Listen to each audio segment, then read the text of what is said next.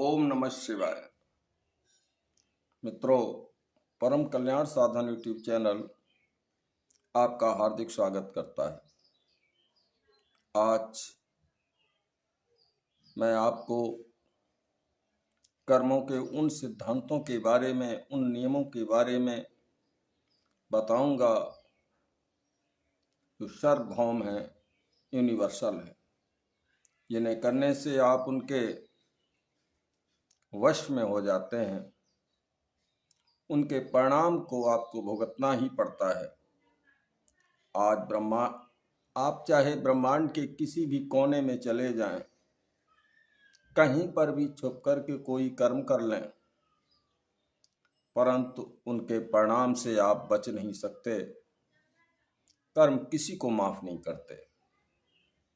इस वीडियो में कर्मों के उन नियमों के बारे में गहन चर्चा की जाएगी जिन्हें स्वीकार करना हमारे लिए अत्यंत आवश्यक है। आवश्यक ही नहीं बल्कि अनिवार्य है। बताने से पहले मेरा निवेदन है कि अगर आप चैनल पर पहली बार विजिट कर रहे हैं तो कृपया चैनल को सब्सक्राइब कर लें, बेल आइकन को प्रेस करते हुए उसे ऑल पर सेट कर लें ताकि आने वाली हर वीडियो का नोटिफिकेशन आपको प्राप्त हो सके। तो मित्रों, आपका जो भी कर्म है, चाहे वो कितना ही छुप करके किया जाए, चाहे वो कितना ही छोटा हो, चाहे वो कितना ही बड़ा हो, चाहे वो पुण्य का कार्य हो, चाहे वो पाप का कार्य हो, कैसा भी कर्म हो, छोटी से छोटी क्रिया का भी रिएक्शन होता है, प्रतिक्रिया होती है। उसे आप नकार नहीं सकते। आपने यहीं तक नहीं, अगर विचार भी किया है तो विचार भी एक प्रकार का कर्म ही होता है, और उस विचार को कर्म में परिणत हो जाने के बाद भोगने के लिए आप विवश हो जाते हैं। चाहे आपने किसी को धोखा दिया हो, चाहे किसी को चोट पहुंचाई हो, कष्ट दिया हो, सताया हो, रुलाया हो, चाहे आपने अच्छा किया हो, चाहे बुरा किया हो, हर कर्म की रिएक्शन से आप कभी बच नहीं पाओगे। इसलिए अगर आप अपने जीवन में कुछ अच्छा पाना चाहते हैं तो आपको अच्छा करना होगा। As you sow you reap. जैसा आप बोओगे वैसा आप काटोगे। ये दुनिया का सबसे महान कानून है, अटल है। जैसे एक नियम होता है लॉ ऑफ अट्रैक्शन का, आकर्षण का नियम, तो जिस चीज को आप आकर्षित करना चाहोगे कर लोगे। जैसा सोचोगे वैसा बन जाओगे।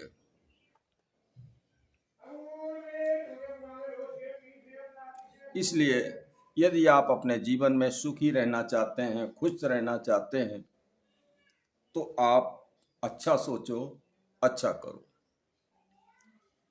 तो ये तो पहला नियम है कि जैसा आप बोओगे वैसा आप काटोगे। दूसरा नियम क्या है? दूसरा नियम है लॉ ऑफ क्रिएशन। ये क्या होता है? ब्रह्मांड का दूसरा नियम ये है, जब आप मौजूद हों, जब आप मौजूद होते हैं तो कर्म करते ही हैं। अर्थात अगर आप कुछ पाना चाहते हैं तो कुछ करना पड़ेगा। ईश्वर आपको बगैर कर्म किए कुछ नहीं देने वाले हैं। जिन्होंने भी पाया है अपनी ही मेहनत से पाया है। इसलिए आप आलसी न बने, किस्मत के भरोसे ना रहें। किसी की तरक्की को देख करके ईर्ष्या मत करें। इसके पास इतना क्यों है, मेरे पास इतना क्यों नहीं है, मैं इसे कैसे नीचे गिराऊं, मैं इसके कार्य में कैसे बाधा पैदा करूं।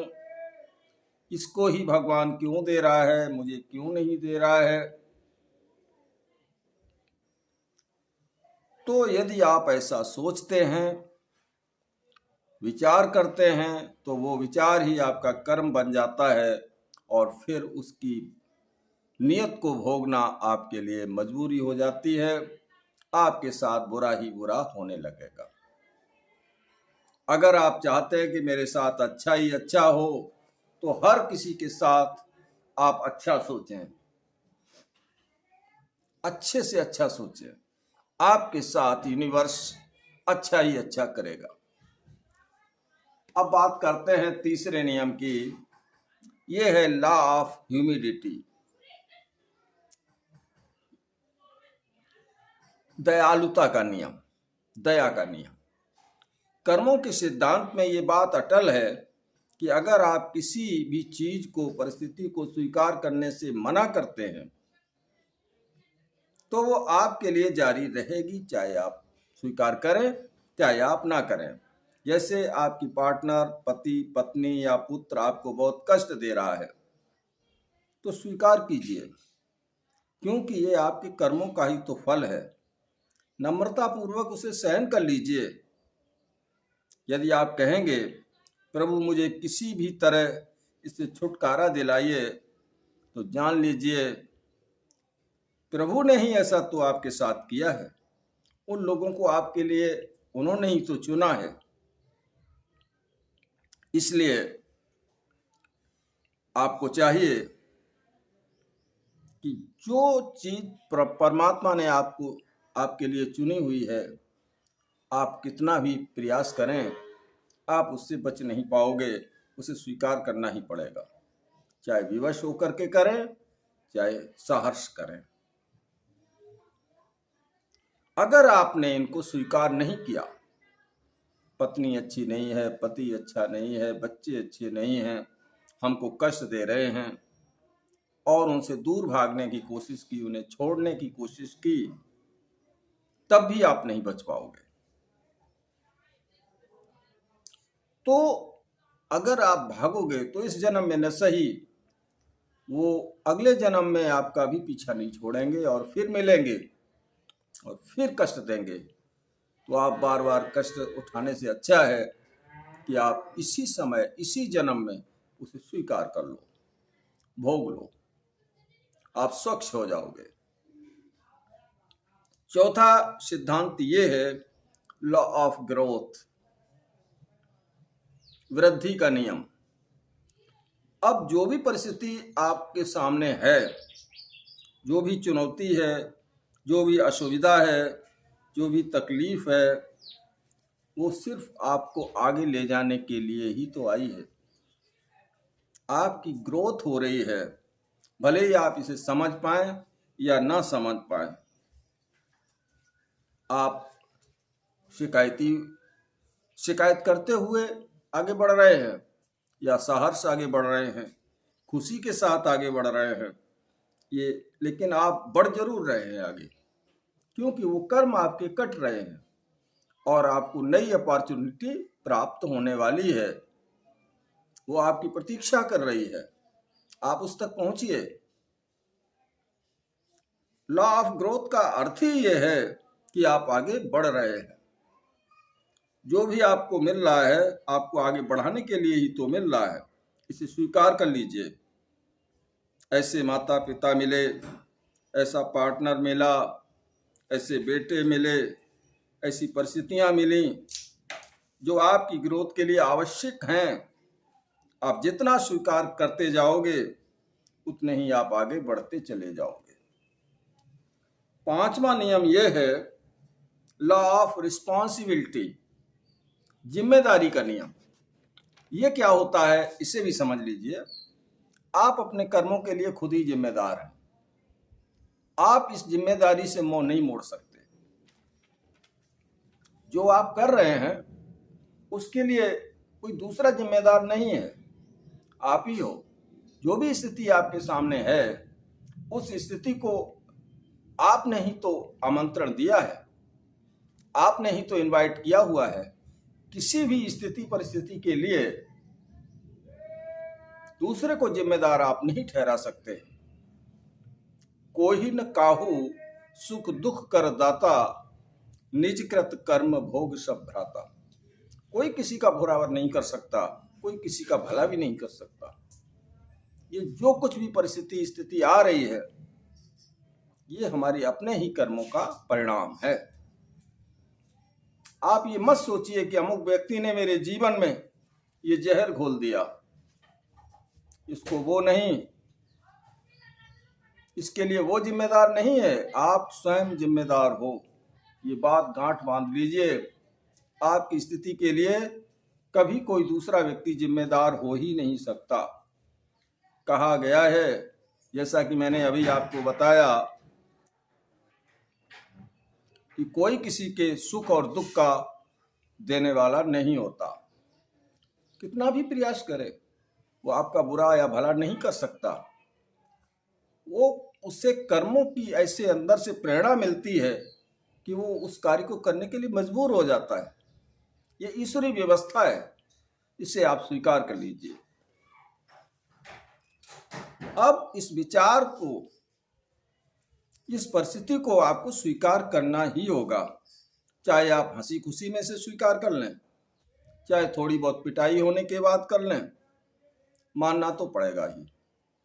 इन परिस्थितियों को आपने ही न्योता दिया। आप कहेंगे ऐसा भी होता है क्या कि कोई अपनी हानि को भी न्योता देता है, दुखदायी परिस्थितियों को भी न्योता देता है। तो ये नियम कहता है कि आपने जिस किसी का दिल दुखाया, जिस किसी को चोट पहुंचाई, जिस किसी को सताया, जिस किसी का धन हड़पा, जिस किसी को आपने नीचा दिखाया, तो वही सब अब लौट कर आपके पास आया है। थोड़ा ब्याज के साथ आपको देना पड़ेगा। याद रखिए, जिसको भी जिस रूप में जितना कष्ट दोगे, आपको भी उसी रूप में उतना ही कष्ट प्राप्त होगा। ये सिद्धांत है लॉ ऑफ रिस्पॉन्सिबिलिटी का, जिम्मेदारी का। तो आप स्वयं जिम्मेदार हैं और उस जिम्मेदारी को निभाना भी पड़ेगा। अगला छठा नियम यह है कि लॉ ऑफ कनेक्शन। इसको अच्छे तरीके से समझ लीजिए। इसका मतलब है हम सब एक दूसरे से कनेक्टेड हैं, एक दूसरे से जुड़े हुए हैं। यानी किसी को हम दुखी करते हैं तो दुख हमारे पास वापस आता है। जैसे हमने अपने शरीर के किसी एक अंग को पीड़ा दी, किसी अपने एक अंग को चोट पहुंचाई, तो उस दर्द का एहसास किसको हुआ? किसी दूसरे को हुआ? नहीं, उस दर्द का एहसास भी तो आपको ही हुआ है, क्योंकि पीड़ा तो आपके ही शरीर में हुई है। तो इसी तरीके से ये संपूर्ण यूनिवर्स, संपूर्ण ब्रह्मांड में जितने भी जीव हैं, इन्हें आप एक शरीर मान लीजिए। और अगर शरीर के किसी भी हिस्से को आप कष्ट देंगे तो उस कष्ट की अनुभूति तो आपको ही होगी। ये बहुत ही महत्वपूर्ण नियम है। किसी भी अंग को आप बलिष्ठ बनाना चाहेंगे तो वो बलिष्ठ बनेगा।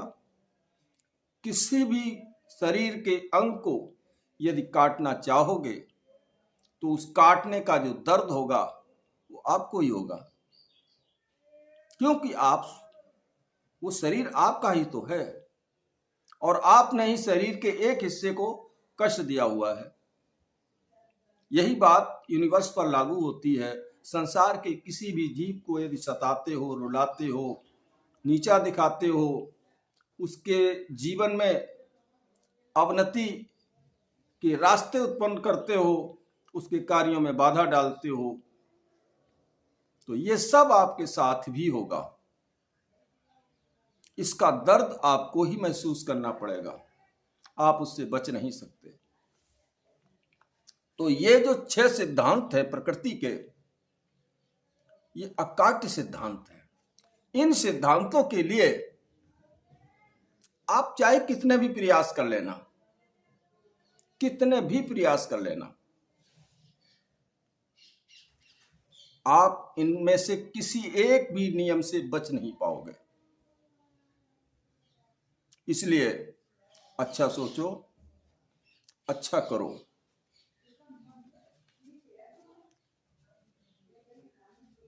तो मित्रों, ये जो वीडियो में मैंने आपको जानकारी दी है, आप सोचेंगे कि हमको कष्ट क्यों मिल रहा है।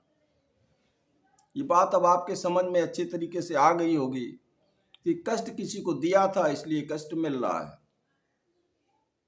किसी का धन छीना था, धन हड़पा था, तो इस बार आप गरीबी को झेलेंगे, गरीब होंगे। आपने जिस अंग का भी दुरुपयोग किया होगा वो अंग भी आपसे छीन लिया जाएगा। जैसे आपने वाणी का दुरुपयोग किया है अपने जीवन में, तो आप गूंगे पैदा होंगे। अगर आपने किसी के हाथ काटे हैं तो आप हाथों से विकलांग पैदा होंगे। किसी के पैर काटे हैं तो आप पैरों से विकलांग पैदा होंगे। आपने अपनी आंखों का दुरुपयोग किया है तो आप आंखों से अंधे पैदा होंगे। आपको दृष्टि नहीं दी जाएगी क्योंकि दृष्टि का आपने सदुपयोग ही नहीं किया, तो वो अंग आपके लिए बेकार है, इसलिए वो आपसे छीन लिया जाएगा। आप बहुत अधिक निंदा चुगली करने वाले हो तो मालूम है आपके साथ क्या होगा। आप गूंगे होगे, आप बोल ही नहीं पाओगे इस जन्म में। तो ये कौन दे रहा है? ईश्वर नहीं दे रहा है। ईश्वर की एक व्यवस्था है, ईश्वर का एक कानून है। उस कानून का वो आपको पालन करना ही पड़ेगा। उस कानून के तहत जो भी सजा होती है या जो भी पुरस्कार होता है वो आपको मिलता है। ईश्वर तो दृष्टा है। ईश्वर आपके अच्छे और बुरे कर्मों में कोई दखल नहीं देता। उसने जन्म दिया और आपको स्वतंत्र कर दिया कि चाहे जैसे कर्म कर लो। वो आपके कर्मों को करने में किसी प्रकार की बाधा भी पैदा नहीं करता और आपको सुविधा भी नहीं देता। आप अपने बुद्धि से और अपने मन से जैसा भी करना चाहो आप स्वतंत्र हो। लेकिन एक बार कर्म बन गया तो फिर उसके फल के लिए आप परतंत्र हो। आप विवश हो, उस कर्म का फल आपको भोगना ही पड़ेगा। कर्मण्येव अधिकारस्ते मा फलेषु कदाचन। तेरा कर्म करने में ही अधिकार है, फल में कभी नहीं, ऐसा भगवान कृष्ण गीता में फरमाते हैं। तो आशा करता हूं कि ये कर्म थ्योरी हालांकि बहुत जटिल है और मैंने समझाने का कुछ प्रयास किया है। अगर दी गई जानकारी आपको पसंद आई हो तो इस वीडियो को लाइक करें, मित्रों में अधिक से अधिक शेयर कर दें। आज के लिए बस इतना ही। मिलूंगा अगले वीडियो में नई जानकारी के साथ। तब तक के लिए ओम नमः शिवाय, ओम नमः शिवाय, ओम नमः शिवाय।